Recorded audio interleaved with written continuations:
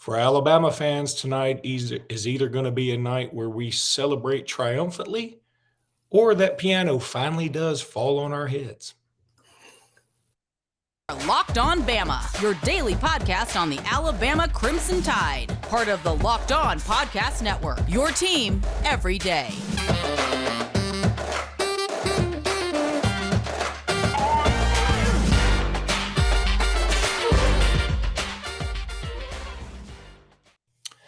Hey, everybody, and welcome back into Locked On Bama. Luke Robinson, that's me. Jimmy Stein, that's him. We want to thank you for making us your first listen. Also, this episode is brought to you by FanDuel, which we'll talk about in just a bit. Jimmy is apparently going incognito today with his hat. He never wears a hat, but he is today. And maybe he's wearing a hat because you can go ahead and crown Alabama the national champion here in just a couple of weeks. I just jinxed the hell out of this thing. But Jimmy, we got a big game tonight against San Diego State, our arch rival. Have we ever played them? If we have, it's new to me. I haven't even looked that up. If we have, it's new to me. I'm sure we haven't played them since 1986, since I started paying attention to Alabama basketball, unless we've somehow played them in one of these holiday tournaments. But I don't think so.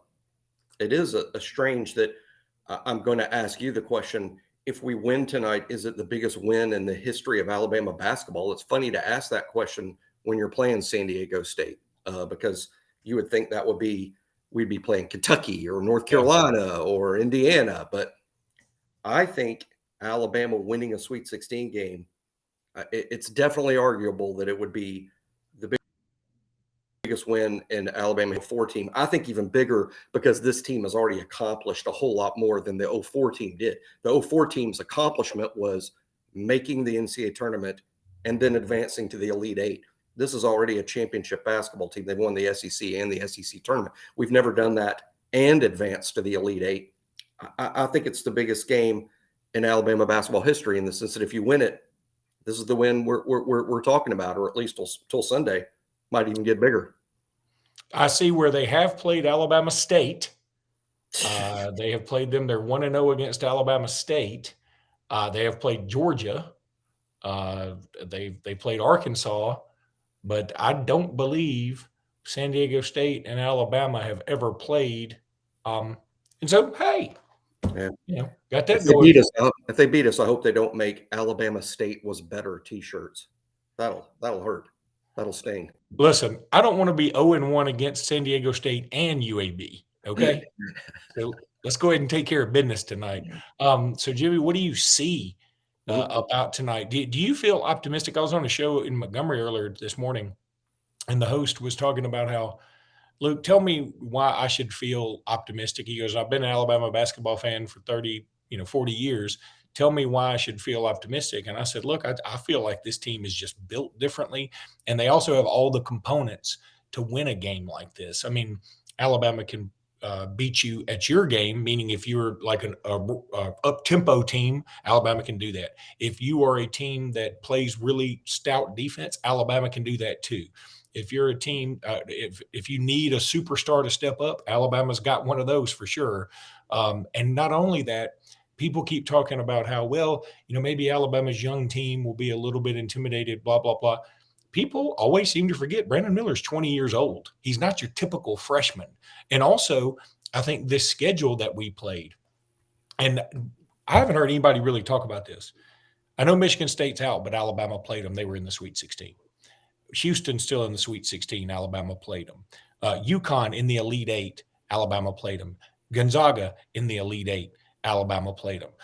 Tennessee was in the Sweet 16, as well as Arkansas, and Alabama played Arkansas twice. So, I mean, this team is seasoned, and I feel like that's going to help them a lot tonight, whereas San Diego State hadn't played a lot of big games like that.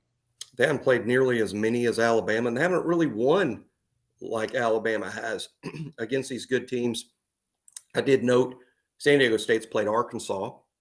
They lost by 4 points. They've played several good teams. They play good teams in the West, to be honest. I mean, even Boise's pretty good. But I did note that they played Arkansas and lost. They played Arizona, which is an outstanding team, and they lost by 18. So I think when I looked over San Diego State's results and their schedule, I felt better. I mean, in terms of Alabama clearly has a better resume, but we don't need to examine San Diego State's resume to know that. All we got to do is look at the 1 next to Alabama's name and the 5 next to theirs, and know that Alabama has played a better resume and just has a better resume based on who they've played and beaten. San Diego State is clearly good. They are a 5. That means in the committee's thinking, they were one of the top 20 teams in this tournament. That makes them really, really good. And then in the tournament, they've done nothing to dissuade that. Although their path has been beating College of Charleston and then Furman. Alabama hasn't had a really tough path either. Although Alabama did beat a Maryland team that certainly had some nice wins. But I do think San Diego State's really good defensively. They're going to be a big challenge to score against. But I think Alabama is also very good defensively, and San Diego State doesn't score even against average teams out west. So I think it's going to be low scoring. I won't be surprised if Alabama comes out a little tight. But I think in the second half, Alabama pulls away. And in the end, Alabama has scorers and too many players that can make a play offensively, and they'll eventually score enough points to win the game. I doubt tonight is a blowout, but I do think another double-digit win is very possible. I'm going to pick Alabama to win right at 10 points, Luke. I'm going to say 65-55 in a real low-scoring game. So you do think Alabama covers 65-55? Wow. Interesting. Yeah. I'm just giving a nod to both teams' defense. I'm not saying Alabama can't score more than 65. Alabama's really, really good. I'm also trying not to jinx things by being too optimistic and giving a nod to history that you led off the show with, Luke. I mean, Alabama is 1-8 in these games in history. I know today's team has nothing to do with what happened in 1976 against Indiana. But that said, this is new territory for Alabama. I'm uncomfortable in this rarefied air. So yeah, Alabama's 1-8. I don't want to get too optimistic, yet predicting us to cover and winning by 10, I would say is fairly optimistic. Let me say this too. People always like to say, well, I know in 1946, it has nothing to do with what happens in 2023. Yes, in just that 1 year to 2023. But when you have a history of doing something, I feel like it is in the program's DNA. I mean, why isn't it just like with a family? Like if you go, man, those Robinsons, can't trust them, or those Steins, they got all the money, what, just like you always have, whatever. I mean, or whatever, any of these traits. I do have a nice house. It's right behind me. Seats about 100, seats 102,000. You need to get the roof fixed. But anyway, yeah, I think it is part of your personality. And then see, your family DNA doesn't really change until you have somebody like Cousin Frank marries this girl from out of nowhere that is so unlike anybody else in your family that she, like maybe your family's sort of grumbly during the holidays or whatever. And then Cousin Frank marries, I don't know, Sharon. How about that's a good name, Sharon. And Sharon comes in from Portland, Oregon. She's sort of fun-loving, and she's seen the world a little bit. And she comes in and really spices up the holidays. And from that point forward, the holidays are a lot more fun. Well, maybe Nate Oates is our Sharon. He comes in, makes things happier and more fun. And he comes in and sort of shakes the blues off of our family history of being bounced in the Sweet 16. This may be the worst analogy I've ever had, but I don't care. Well, it's either the worst one or the best one. There's no middle ground. Maybe we need a Sharon in this podcast. Anyway, all right. Let me tell everybody about FanDuel. you know you want to use FanDuel. You know why? Because it's the best. I mean, FanDuel is just awesome. Go check them out. FanDuel.com/locked on. You can go download that app as easy as pie. And you can start betting on these games. You can bet on games coming up. You've got that no sweat first bet up to $1,000. That's bonus bets back if your first bet doesn't win at FanDuel.com/locked on. It's an app that's safe, secure, and super easy to use. Go to FanDuel.com/locked on, sign up today, and claim your no sweat first bet. Make every moment more with FanDuel. I was just in New York. They got FanDuel stuff everywhere, and everybody's using it and having a blast. So go check out FanDuel.com/locked on, FanDuel.com/locked on. Jimmy, I think we got to talk about the games yesterday too, because that was some bananas stuff. First of all, I love the little Noel point guard from Kansas State. I love his story. I love the fact he's from New York. And he was just it was great because he had this unbelievable game. But at the end, he took two of the worst three-pointers I've about ever seen somebody take. And it didn't hurt him. I mean, they still ended up winning. If they had lost, and let's say that they had determined that really deep three-pointer he took from like the New York Knicks logo or I guess the NCAA logo at the time, if that had not been blocked and Michigan State had the self-awareness to grab the ball instead of let it go out of bounds or whatever, and Michigan State had won, I think people would be talking about that instead of his 19 assists and 20 points, which were amazing, by the way. I mean, he was special to watch. And what scares me is that if we do make the Final Four, if we are fortunate enough to make the Final Four, we could be playing this bunch. And they've got Keontae George from who's originally at Florida. Remember, he collapsed on the court. Everybody knows about that now. And then they got this Noel kid who is an incredible point guard. And, yeah, we played pretty good defense overall as a team. I would say, though, Ziegler as a point guard had a good game against us. He hurt us pretty good. And this guy's going to be different than anybody we've ever seen this year. So I feel like that could be an interesting matchup. Then, of course, the Tennessee-Florida Atlantic thing. Now, look, full disclosure, I went to bed before that was over, or the UCLA Gonzaga. There's no way I'm staying up for that after driving to New York and D.C. and I have to go to Phoenix tonight. There's no way I'm staying up for that. But Gonzaga UCLA was like the perfect Pac-12 after dark game. Oh, definitely. And it was a blast. I mean, I've heard all about it today and seen a ton of highlights. So, I mean, it was just an absolute incredible game. Drew Timme went off again, but he did miss two free throws late.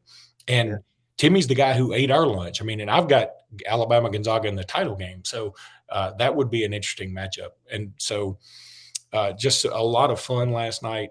And then watching Eric Musselman he was beaten so badly, they made him put another shirt on. Like an extra shirt. A straight jacket. Yeah. What do you think about last night? I mean, for sure. Michigan State, Kansas State, I think may have been the best game of the tournament, which is saying a lot. Boy, shout out to Tom Izzo, who comes in as a 7 seed, but has Michigan State playing like a Final Four team. He truly is one of the great March coaches in the sport. This Kansas State team's very good. I have them in the Final Four. All the Big 12 teams are so gifted, so talented. And man, if Alabama ends up matched up against Kansas State, Katie bar the door, or Aunt Sharon bar the door, because she sounds good at barring the door with all her world travels and being from Portland. So I think Alabama's hands are full tonight with San Diego State. So I'm going to stress about the Aztecs, and then I will stress on Sunday about Creighton or Princeton, hopefully. But yeah, looking forward to that Final Four. There could be some really good teams. Gonzaga is national championship. The state is national championship worthy. I don't know that I would say the same about Florida Atlantic. UConn is. How crazy that Alabama has already played both UConn and Gonzaga. And is 0-2, against them, just to show how good those teams are, and really how good Alabama is. I mean, to be the number 1 overall seed, you're expected to play with the Gonzagas and the UConns, and Alabama came up short during the season, but it would be fun to get another shot.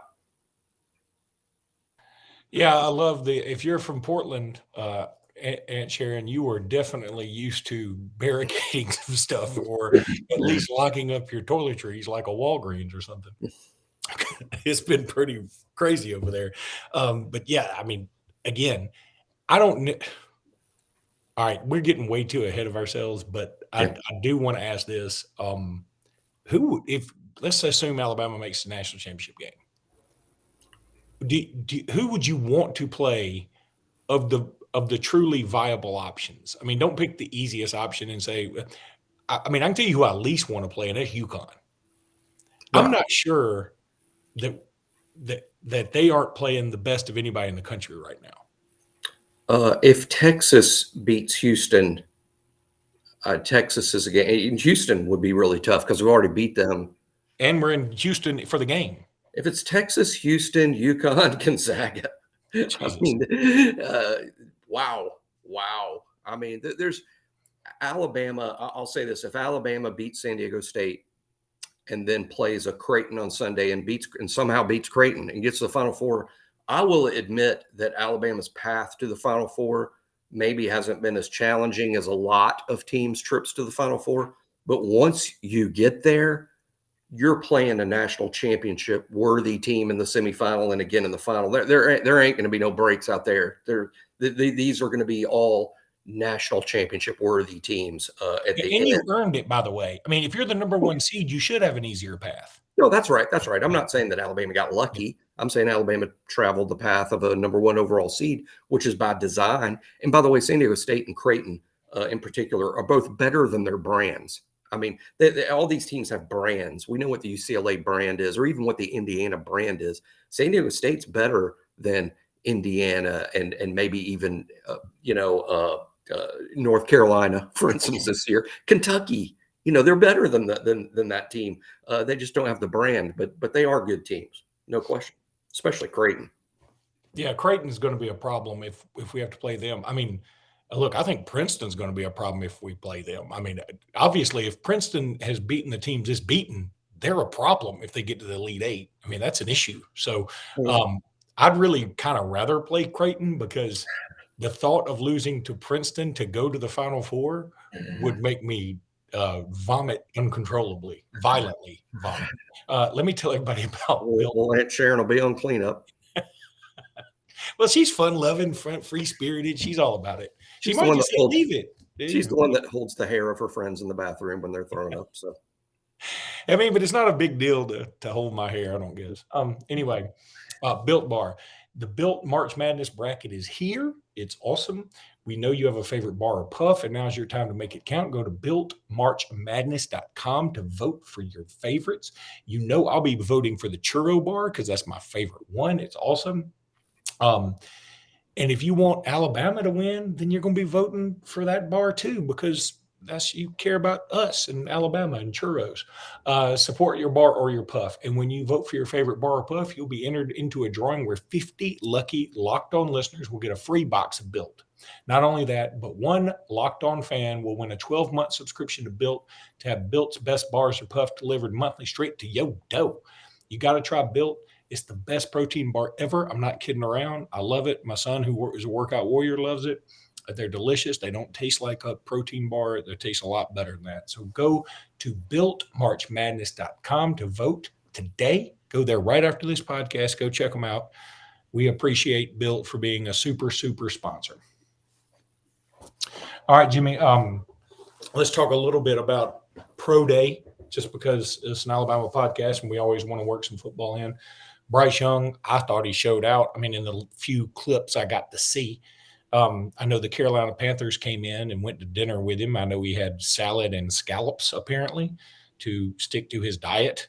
And I don't know if anybody really cares about that. I wondered where like the owners of the Panthers and all these coaches and Bryce Young and everybody where do they go to eat in Tuscaloosa? And where do you get scallops and salad?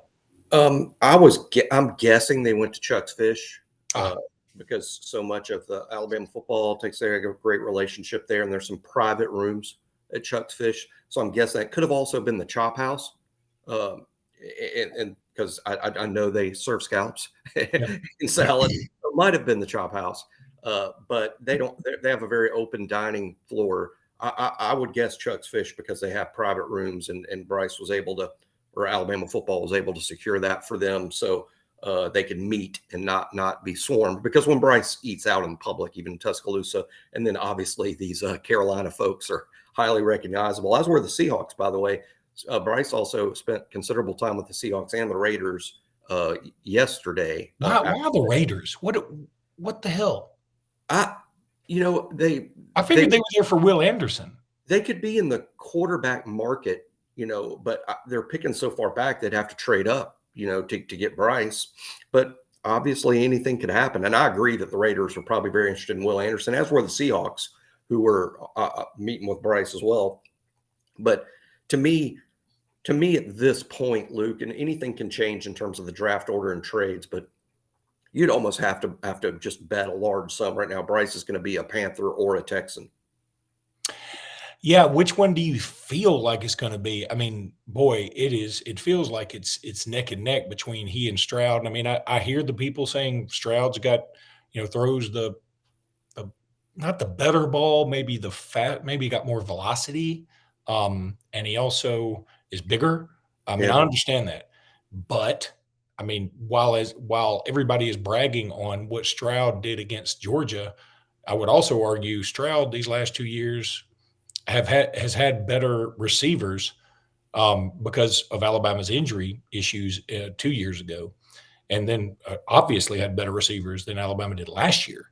So, and he plays weaker competition. I mean, whereas everybody was bragging on Stroud against Georgia, Bryce Young had to play Georgia twice, and the first time he loses one of his best receivers.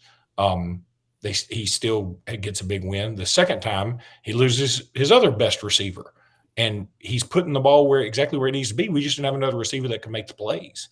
So I feel like Bryce is still the pick. I know I'm a homer. I have no problem saying that. I would go Bryce and wouldn't think twice. In fact, that would be what I would put on a T-shirt. I would go Bryce and not think twice. I do agree that I think the Panthers will select Bryce, but here's what's odd. I was on two Panthers, not Panther shows, but I had two interviews from Charlotte, North Carolina yesterday. Panthers folks want to know what the take was about Bryce's pro day, and from just my research that before I did those interviews and from talking to those hosts, CJ Stroud is the popular pick. I mean, in terms of the fans seem to prefer Stroud, and the issue being 100% size. I mean, that's the issue with the fans. That's what's made Stroud more popular with Carolina fans. But I get the sense from insiders that the Panthers front office favors Bryce. Now, well, I'll be shocked if it goes the other way. Of course not. I think both guys are very worthy of the first. Both guys are so good. The Texans probably don't even really care. I mean, I think the Texans are fine with taking whichever one of the two drops to them at 2, and they won't hesitate to take the other, which shows how good and close they both are. But I do think it will be Bryce. Even though Stroud is the safer pick because of his size. I think Stroud's a safe pick. I also think Bryce has more upside. I think Bryce is more like Mahomes, whereas Stroud is just more typical NFL. So I think the Panthers will gamble a little bit and go with Bryce.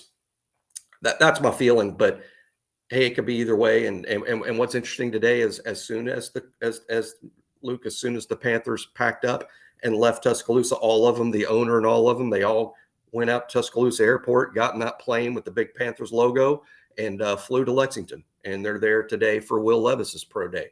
And then they'll all be there en masse for the Anthony Richardson pro day on Monday. So they're still checking all the boxes and giving everyone the thorough vetting.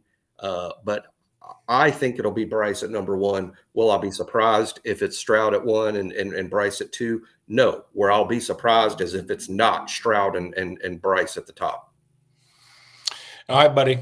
Let's pull the Alabama Crimson Tide to a big victory tonight against San Diego State. And then Sunday, let's do it again, and let's go to the Final Four and just let the rough end drag from there. But until maybe tomorrow, we'll have a pod. We're not sure yet. I'm flying to Phoenix actually during the game. So yes, that's just horrible, but I'm hoping they have Wi-Fi. So anyway, we hopefully will get to do a podcast tomorrow. And until then, roll Tide, everybody. If we win, I'm going to party like it's 1999, but that's okay. Aunt Sharon's going to clean everything up. Say roll Tide. Roll Tide.